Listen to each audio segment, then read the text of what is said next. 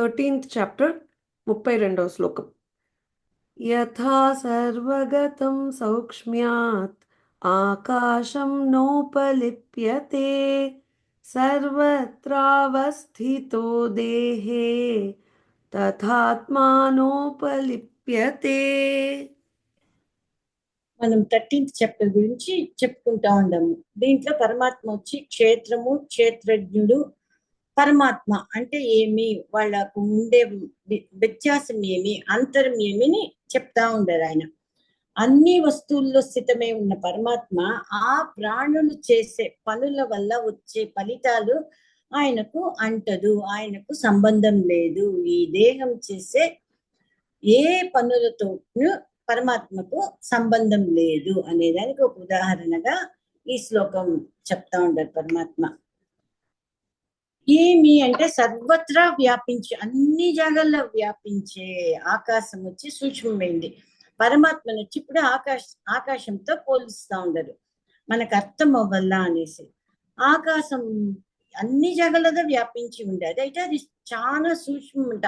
మనం చూస్తూ ఉండేది ఆకాశం కాదు, దాని వెనకల వెనకల వెనకల ఎక్కడో ఉండేది ఆకాశం.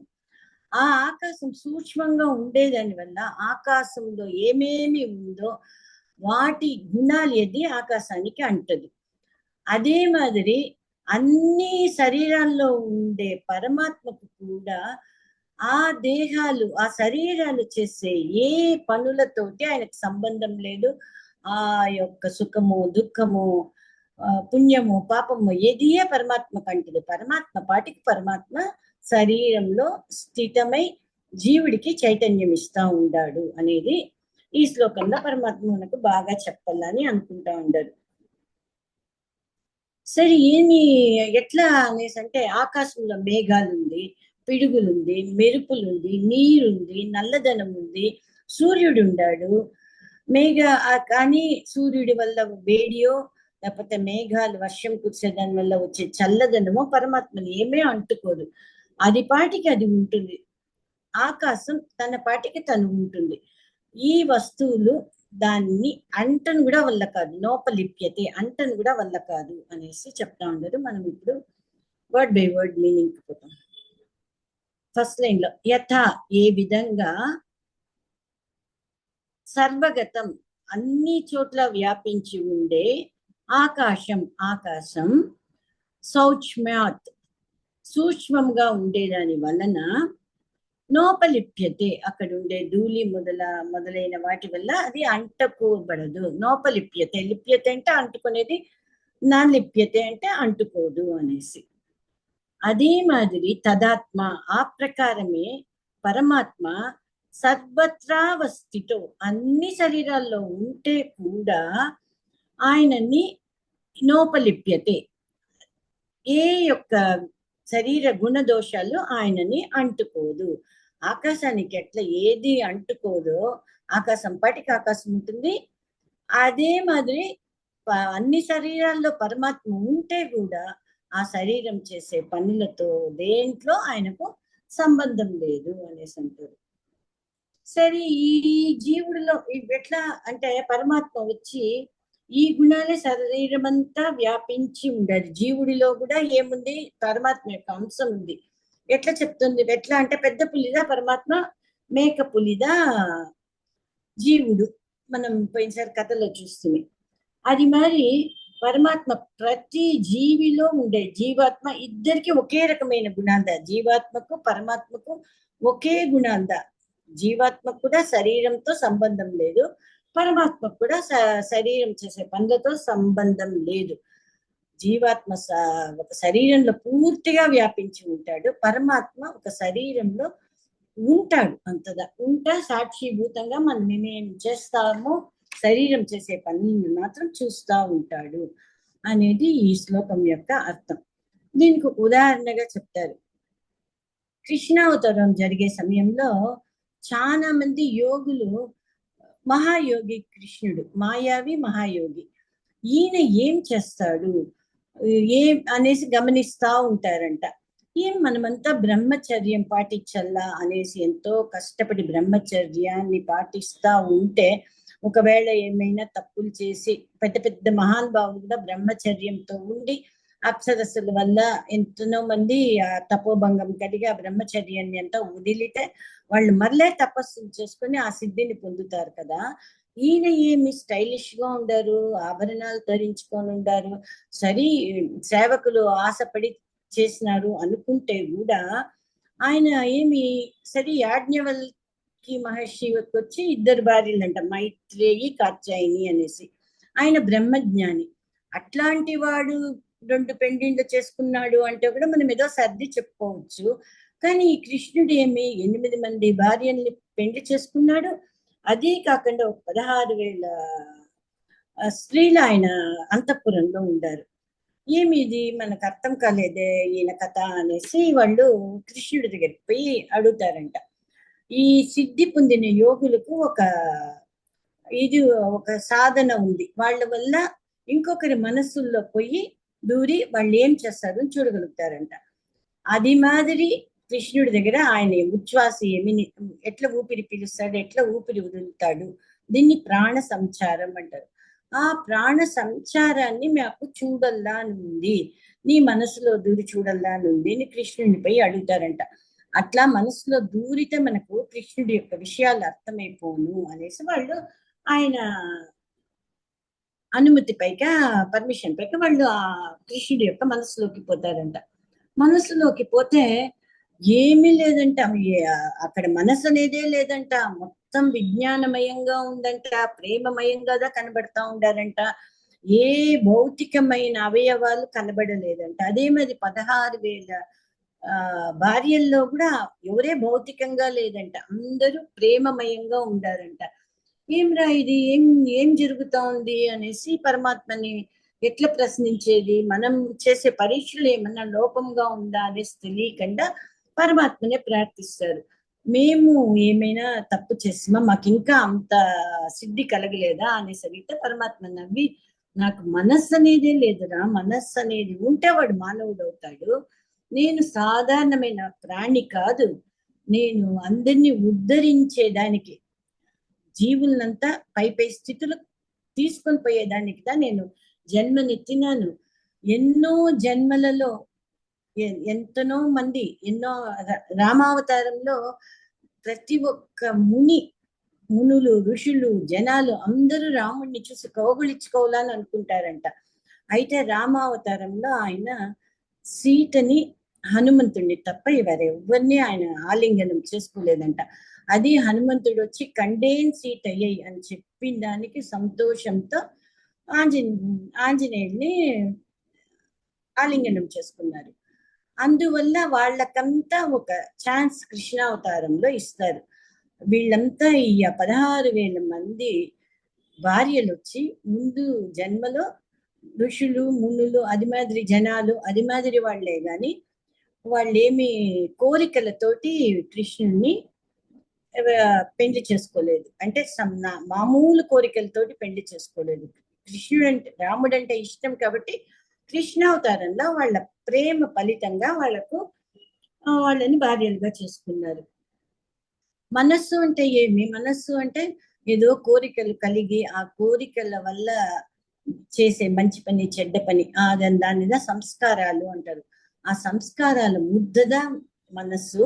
నాకు కోరికలే లేదు, నాకెందుకు సంస్కారాలు ఉంటుంది అనేసి నేను సూక్ష్మమైన వాణ్ణి అనేసి మీకు అంతా తెలిసింది కదా, మీరంతా యోగులు కదా అనేసి నేను ఏ పక్క చూస్తేనో నేను జ్ఞానమయంగానే ఉంటాను అనేది మీరు ఉపనిషత్తుల్లో, వేదాల్లో తెలుసుకున్నారు కదా. ఎట్లా ఉప్పు గడ్డ ఎటు పక్క చూసినా ఉప్పు గదా ఉంటుంది, వేరే అంశం అనేది లేదు, ఒకే ఒక అంశంగా దాంట్లో. అదే మరి పరమాత్మలో కూడా విజ్ఞానమయం తప్పితే వేరే అంశమే లేదు అనేసి యోగులు ఎట్లాంటి వాళ్ళు, అమనీభావాన్ని పెంచుకోవాలా అనుకునే వాళ్ళు, మనస్సే లేకుండా ఉండల్లా అనేసి ఉండే సాధనలు చేసే ఆ యోగులకు వాళ్ళకు అర్థమయ్యే మరి పరమాత్మ అన్ని విషయాల్ని వాళ్లకు ఉపదేశం చేస్తారు. కానీ యోగులకు చెప్పే మాదిరి మనకు చెప్తే మనకు అర్థం కాదు కదా. అందుకు పై శ్లోకంలో మనకు అర్థమయ్యే మాదిరి ఒక ఉదాహరణని పరమాత్మ ఇస్తా ఉన్నారు. దాన్ని మనం అర్థం చేసుకునే దానికి ప్రయత్నం చేస్తాం. 13th chapter, 33rd slokam. यथा प्रकाशयत्येकः कृत्स्नं लोकमिमं रविः क्षेत्रं क्षेत्री तथा कृत्स्नं प्रकाशयति भारत. ఈ శ్లోకంలో పరమాత్మ ఏం చెప్తా ఉండరు, ఒక్క సూర్యుడు ఈ సమస్త జగత్తుకు ప్రకాశాన్ని ఇస్తాడు. అదే మరి ఒకే ఆత్మ పరమాత్మ అన్ని ప్రాణులలో స్థితమై వాటన్నిటికీ ప్రకాశాన్ని చైతన్యాన్ని ఇస్తాడు. ఆయన జ్ఞాన జ్యోతిషుతో శరీరాలకు చైతన్యాన్ని ఇస్తా ఉన్నాడు అనేసి చెప్తా ఉంటారు. మీనింగ్ వచ్చి ప్రకాశయత్యేకహలో ఏక ఎత్తుకోల ప్రకాశయతి ప్లస్ ఏకహ అనేసి, యథ ఫస్ట్ వర్డ్ ఎలాగైతే ఎట్లయితే, ఏక ఒక్కడు, రవిహి సూర్యుడు, ఎట్లయితే ఒక్క సూర్యుడు, ఇమం ఈ కృష్ణం సమస్త లోకాలని ప్రకాశింపజేస్తున్నాడు. యథా ప్రకాశయత్యేకః కృష్ణం లోకమిమం రవిహి. ఆ ఫస్ట్ లైన్కి వచ్చి ఎట్లా ఒకే ఒక సూర్యుడు సమస్త లోకాలను ప్రకాశింపచేస్తూ ఉన్నాడో అట్లనే తథా సెకండ్ లైన్ లో తథా క్షేత్రం క్షేత్రి, క్షేత్రం అంటే శరీరంలో స్థితమై ఉన్న, క్షేత్రి అంటే పరమాత్మ. పరమాత్మ ఏం చేస్తా ఉన్నాడు, కృష్ణం సమస్తమైన ప్రాణులని ప్రకాశింప చేస్తున్నాడు భారత, ఓ అర్జున అనేసి పరమాత్మ దీంట్లో చెప్తా ఉండడు. సూర్యుడు ఎట్లా అన్ని జాగాల్ని ప్రకాశింప చేస్తా ఉండడో అట్లనే పరమాత్మ, ఒకే ఒక పరమాత్మ అన్ని శరీరాల్లో కూర్చుని ఉండి ఆ శరీరాలకంతా చైతన్యాన్ని ప్రకాశాన్ని ఇస్తా ఉన్నాడు అనేది దీనికి అర్థం. పరమాత్మ ఏదో ఒక శరీరాన్ని ధరించినాడు అంటేనే మనం ఏమనుకుంటాం, శరీరంతో సంబంధం ఉంది, ప్రతి శరీరంలో పరమాత్మ ఉన్నాడు అంటే, ఒక శరీరంలో ఉండే జీవుడికి కొంచెం కష్టం, అన్ని శరీరాల్లో ఉండే పరమాత్మకు ఎంతనో కష్టం కదా అనేసి మనం అనుకుంటాం.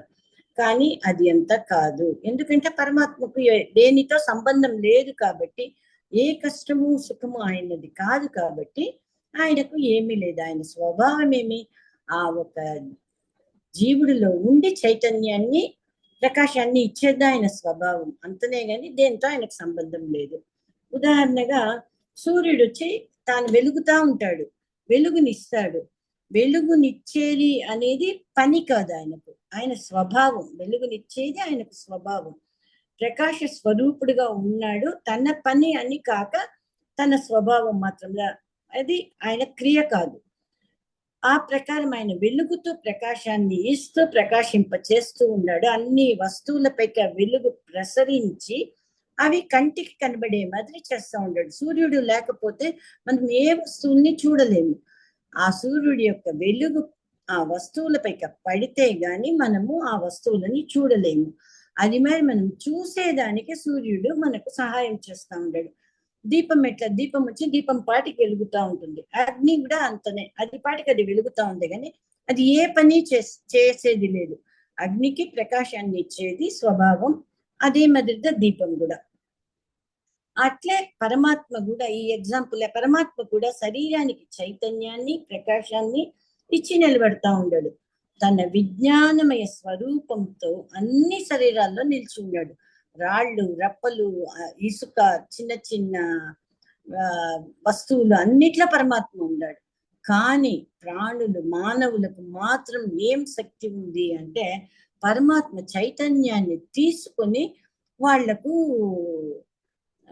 ఒక జాగా నుంచి ఒక చరాచరములు అంటే ఒక జాగా నుంచి ఒక జాగా పోయేదానికి వాళ్ళకి వల్ల అవుతుంది. మిగతా వాటికి ఆ చైతన్య శక్తిని తీసుకొని దానికి వల్ల కాదు కాబట్టి అది అచరములుగా ఒకే జాగాలో నిలిచిపోయి ఉంటుంది. అది మాదిరి ఒక విషయం. రెండో విషయం వచ్చి, ప్రతి వస్తువుకు సూర్యుడితో సంబంధం ఉంది. అది ఆ వస్తువుకు సూర్యుడికి సంబంధం ఉండే దాని వల్ల చెడ్డవాళ్ళపై పడితే ఆ చెడ్డతనము పాపము ఆయనకు వస్తుందా లేదు, మంచి వాళ్ళపైకి ఆ వెలుగు పడింది అంటే ఆయనకు పుణ్యం వస్తుందా లేదు, చూడరాని వస్తువులపైకి ఆయన వెలుగు పడి అవి చూసేదాని వల్ల పాపం మిగతా వాళ్ళకి వస్తుంది, సూర్యుడికి రాదు, మానవులకు వస్తుంది, సూర్యుడికి రాదు. అది మరి మంచి చెడు సుఖము దుఃఖము కష్టాలు నష్టాలు పుణ్య పాపాలు ఏదియే పరమాత్మ కూడా అదే మరి సూర్యుడికి ఎట్లా ఏమి అంటదో అదే మరి పరమాత్మ కూడా ఏమి అంటదు. సూర్యుడి మారి చైతన్య శక్తిని మాత్రంగా పరమాత్మ ఇస్తా ఉన్నాడు అనేసి సూర్యుడి యొక్క ఉదాహరణతో మనం పరమాత్మ గురించి అర్థం చేసుకోవాల. ఇదే విషయాన్ని కఠోపనిషత్తులో ఒక వాక్యంలో చెప్తారు. సూర్యో యథా సర్వలోకస్య చక్షుః నలిప్యతే చాక్షుషై బాహ్య ఏకస్తథా సర్వభూతాంతరాత్మ నలిప్యతే లోక దుఃఖేన బాహ్య. అంటే ఏమర్థం, లోకంలో ఉండే అందరికీ చక్షువులకు వాళ్ళ కండ్లకంతా వెలుగునిచ్చి సహాయం చేస్తా ఉన్నాడు సూర్యుడు. అయితే ఆ బయట వస్తువుల్లో ఉండే దోషాలు ఏది సూర్యుడికి అంటదు. ఒకే ఒక్క సూర్యుడిగా ఉండి ఈ విషయాలంతా చేస్తా ఉండరు. అదే మాదిరిగా పరమాత్మ కూడా ప్రాణులందరి మనస్సుల్లో ఉండే పరమాత్మ కూడా ఆ శరీరంలోని బాధలు భావాలు దేనికి సంబంధం లేదు. సూర్యుడి మారి పరమాత్మ చైతన్యాన్ని మాత్రమే ఇస్తా ఉండారు. ఇట్లా దండిగా ఉపనిషత్తు వాక్యాల్లో మనము ఈ విషయాలు తెలుసుకోవచ్చు. సూర్యుడు ఒక్కొక్క నీళ్ళ ప్రతిబింబిస్తా ఉంటాడు. ఆ ప్రతిబింబం వల్ల సూర్యుడు అక్కడ ప్రవేశం కలిగితే కూడా ఆయన ఆ నీళ్ళలో సముద్రంలో పెద్దదిగా కనబడతాడు, కొంచెం చిన్న చెరువులో అంటే కొంచెం మధ్యమ స్థితిలో కనబడతాడు, చిన్న చిన్న కుండల్లో అది మీద చిన్న పాత్రల్లో నీళ్లలో చిన్నదిగా కనబడతాడు. అంతనే గాని ఆ ఒకే సూర్యుడుగా అన్ని జాగాల్లో ఉంటాడు. యదా హ్యహం జ్యోతిరాత్మ వివశ్వాన్ అపో భిన్న బహుదా ఏక అనుగచ్చన్. వివిధ రూపాలలో కనబడతా ఉంటాడు, పెద్దదిగా చిన్నదిగా మధ్యమ స్థితిలో. బహుదా అనే సపో భిన్న బహుదా అంటే నీళ్లలో వివిధ రూపాలలో కనబడతా ఉంటాడు. అయితే ఒకే సూర్యుడుగా ఆ వివిధ రూపాల్లో కనబడతా ఉంటాడు అనేసి వస్తువుల్లో కనిపించే దానికి సూర్యుడికి ఏమీ సంబంధం లేదు. అదే మాదిరి ఎట్లా సూర్యుడు పెద్ద దాంట్లో పెద్దదిగా చిన్న దాంట్లో చిన్నదిగా కనబడతారో అదే మరి పరమాత్మ కూడా పెద్ద దాంట్లో పెద్దగా చిన్న దాంట్లో చిన్నగా ఆటమ్స్ అనేసి అంటారు కదా, దాంట్లో ఇంకా చిన్నగా ఉంటారు అనేసి ఉపనిషత్ వాక్యాలు చెప్తా ఉంటారు. ఈ ఉపనిషత్ వాక్యాన్ని మనం తెలుసుకొని పరమాత్మ తత్వాన్ని మనం బాగా తెలుసుకోవాల. ఈ పరమాత్మ జీవుడు వచ్చి తల వెంట్రుకల నుంచి గోళ్ల దాకా చైతన్యాన్ని ప్రకాశాన్ని ఇచ్చి ప్రకాశింపచేస్తా ఉన్నాడు జీవుడు. అయితే ఈ జీవుడికి ఆ యొక్క ప్రకాశాన్ని ఇచ్చేది పరమాత్మ అనేది మనము బాగా తెలుసుకొని ఇంకా ముందు ముందు పరమాత్మ ఏం చెప్తారు అనేది మనము విని తెలుసుకుంటాం. 13th chapter 34th శ్లోకం. क्षेत्रक्षेत्रज्ञयोरेवम् अंतरं ज्ञानचक्षुषा भूतप्रकृतिमोक्षं च ये विदुर्यान्ति ते परम्. ఈ శ్లోకంలో పరమాత్మ జ్ఞాన దృష్టి చేత క్షేత్రము క్షేత్రజ్ఞుల యొక్క భేదాన్ని, భూతాలకు సంబంధించి జడ పదార్థాలకు సంబంధించిన ప్రకృతిని తెలుసుకొని అవిద్య నుంచి విముక్తిని పొందే ఉపాయముని తెలుసుకుంటారో వారు పరమాత్మని పొందగలుగుతారు, మాయకు లోబడరు అనేసి పరమాత్మ చెప్తా ఉంటారు. సర్వోత్కృష్టమైన పరమాత్మని పట్టుకునేదానికి దారులంతా మనం తెలుసుకున్నాము. ఆ దారుల ద్వారా జ్ఞానాన్ని తెచ్చుకొని జ్ఞాన చక్షువులతో క్షేత్రం అంటే ఏమి, క్షేత్రజ్ఞుడు అంటే ఏమి అనే జ్ఞానాన్ని తెచ్చుకొని అవిద్యని పోగొట్టుకొని మాయకు లోబడకుండా పరమాత్మని తెలుసుకోవాలా అనేసి భావం ఈ శ్లోకంలో. మీనింగ్ వచ్చి ఏ సెకండ్ లైన్ లో ఉంది, ఏ మోక్షం చెయ్యే ఎవ్వరు ఫస్ట్ లైన్ లో జ్ఞాన చక్షుష జ్ఞాన దృష్టి చేత ఏవం క్షేత్రజ్ఞయోరేవంలో ఏవం ఈ ప్రకారంగా క్షేత్రజ్ఞయో క్షేత్రము క్షేత్రజ్ఞుడు అనే వాటికి అంతరం భేదాన్ని ఏమి క్షేత్రం అంటే ఏమి క్షేత్రజ్ఞుడు అంటే ఏమి అనే భేదాన్ని డిఫరెన్స్ ని తెలుసుకుంటాడు. భూత ప్రకృతి మోక్షంచ అట్లే కాకుండా భూతాలకు సంబంధించిన విషయాల గురించి తెలుసుకొని అవిద్య నుంచి ఉపాయాన్ని పొందుతారు. విదు అంటే తెలుసుకుంటారు. యాంతి తే పరం యాంతి అంటే పరం అంటే మోక్షము, తే అంటే వారు వారు మోక్షముని పొందుతారు. తే పరం యాంతి నెట్టుకోవాల వారు మోక్షాన్ని పొందుతారు అనేసి పరమాత్మ చెప్తా ఉంటారు. ఈ 33 శ్లోకాల్లో మనకేం చెప్పినారు? శరీరము, శరీరంలో ఉండే జీవుడు, శరీరం అన్నిటిలో ఉండే పరమాత్మ గురించి వివరించినారు. శరీరము క్షేత్రం యొక్క స్వరూపము, కారణము, జీవుడి లక్షణాలు కూడా ఆయన వివరించినారు. పరమాత్మ స్వభావము అతన్ని ఎట్లా గుర్తించవచ్చు అనేసి మనకు ఎన్నో ఉపాయాలు చెప్పినారు. ఒక 20 ఉపాయాలు చెప్పినారు. అమానిత్వం, అదంబిత్వం, శాంతి, ఆర్జవం, ఆచార్యోపాసనం, శౌచం, స్థైర్యం, ఆత్మ నిగ్రహ, ఆత్మ వినిగ్రహ, ఇంద్రియార్థేషు వైరాగ్యం, అనహంకార ఏవచ, జరా వ్యాధి దుఃఖ దోషాన్ దర్శనం, అసక్తిరనభిష్వంగ, పుత్రధార గృహాదిషు నిత్యంచ సమచిత్తత్వం, నిష్టోపత్తిషు మయి చానన్య యోగేన భక్తిరవ్యభిచారిణి, వివిక్త దేశ సేవిత్వం, అరతి జన సంసది, అధ్యాత్మ జ్ఞాన నిత్యత్వం, తత్వ జ్ఞానార్థ దర్శనం, ఏతద్ జ్ఞానమితి ప్రోక్తం, అజ్ఞానం యదతోన్యత అనేసి 20 ఉపాయాలని పరమాత్మని తెలుసుకునేదానికి జ్ఞానాన్ని తెచ్చుకొని ఆ జ్ఞాన చక్షువులతో మనము పరమాత్మ చెప్పిందంతా విని అర్థం చేసుకొని మనము పరమాత్మని పట్టేదానికి ప్రయత్నించాలా అనేసి చెప్తా ఉంటారు. ఎవరైతే అట్లా తెలుసుకుంటారో, మాయకు లోబడకుండా ఉంటారో వాళ్ళు తప్పకుండా సర్వోత్తమమైన ఫలితాన్ని పొంది పరమాత్మని చేరగలుగుతారు. ఒక తండ్రి బిడ్డని వెతుక్కుంటూ పోయి తన దగ్గరికి చేర్చుకునే మాదిరి పరమాత్మ కూడా మనం బిడ్డలు, పరమాత్మ వచ్చి తండ్రి, మనం వచ్చి పరమాత్మ యొక్క సొత్తు. ఆ సొత్తుని పరమాత్మ తన దగ్గరికి తీసుకోవాలి అనేసి పరమాత్మ ఎన్నో రకాలుగా మనకు చెప్తా ఉండారు, ఉపదేశాలు చేస్తా ఉండారు. సరే, క్షేత్రం అంటే ఏమి అంటే అది మనం తెలుసుకొని ఉన్నాము. భూయో భూయ అని మరలా మనం చెప్పుకుంటా ఉండాల. జడము, దానికి మార్పులు ఉంది. క్షేత్రజ్ఞుడికి చైతన్యం, మార్పు లేదు. ఈ పరమాత్మ చెప్పిన విషయాలంతా తెలుసుకుంటే ఈ ప్రకృతిలో ఉండే అవిద్యని మనము పోగొట్టుకొని పరమాత్మని తెలుసుకోగలుగుతాము అనేసి చెప్తారు. క్షేత్రం అంటే ఏమి అంటే 24 తత్వాలతో చేరిన క్షేత్రం. దానికి చలనం అనేది లేదు. పరమాత్మ చైతన్య శక్తి ఇస్తే గాని దానికి చైతన్యం రాదు, అది కదలదు, మెదలదు. కాబట్టి ఈ విషయాలంతా మనం బాగా అర్థం చేసుకొని పరమాత్మ చెప్పిన ఉపదేశాల ప్రకారం మన జీవితాన్ని మనం ముందుకు తీసుకొని పోతా ఉండాలని ప్రార్థిస్తూ ఉన్నాను.